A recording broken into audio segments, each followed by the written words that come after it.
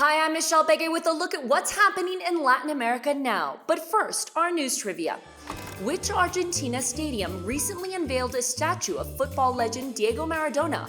We'll have the answer later. Peru is in the middle of a tense waiting game to find out who is the winner of its presidential election. The razor-thin margin has led to days of excitement and anxiety. As most of the rural votes were counted, the results swung back and forth. The second round of voting pitted far-right candidate Keiko Fujimori against hard-left candidate Pedro Castillo. The election shows the sharp ideological divide in the country over who is better suited to bring Peru out of its economic crisis. Illegal migration to the America's northern hemisphere is at a 20-year high, and the number of people being detained on a daily basis at the U.S. border is at 6,000 per day. Authorities in Mexico, Guatemala, and the U.S. are working together, trying to prevent massive illegal migration. Thousands of people are making the difficult decision to leave, even if it means risking the lives of their children. The scenes can be heartbreaking, like this one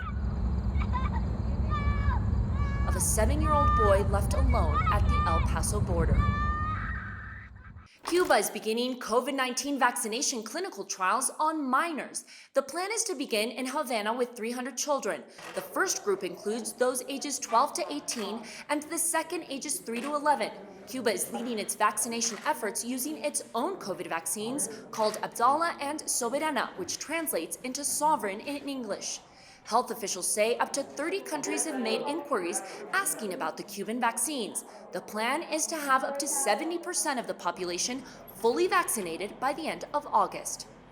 Colombia's president is proposing police reforms. The country has been torn apart by anti-government protests that have been raging for over a month. One of the biggest issues being raised is the excessive force that was used when anti-riot police clashed with protesters during the national strike. The government will ask Congress to approve human rights training for police and increase oversight of officers. Now let's go to Argentina. Joel Richards has more on Argentina's vaccination efforts. Hi Michelle. Argentina was one of the first countries in the world to use the Sputnik V vaccine. It was the first in Latin America, and soon it will be using the Sputnik Vida. That's the name for the version of the vaccine produced by the Gamaleya Institute in Russia that will now be made here in Argentina. This development was formally announced last week. This week, the active ingredient of the Sputnik V arrived in Argentina to start production. The Richmond laboratory is the firm making the vaccine and expects to produce in the region of 500,000 doses weekly, and for the vaccines to be ready within the next 2 weeks. Okay, now let's look at what stories we're following for next week.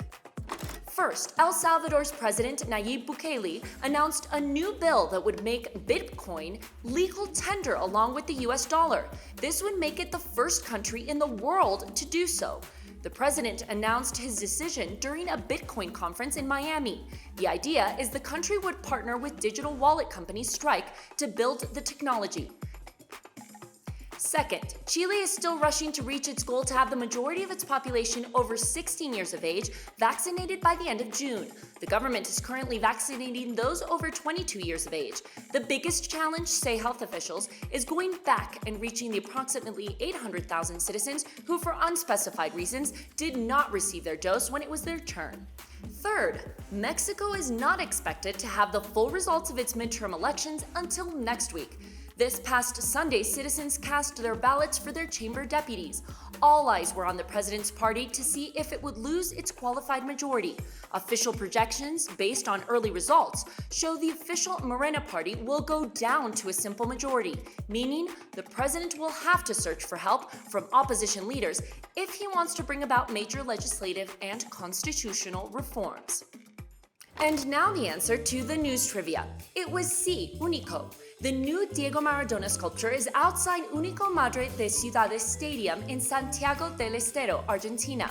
This is the first statue to be unveiled since the death of the international soccer idol in November 2020.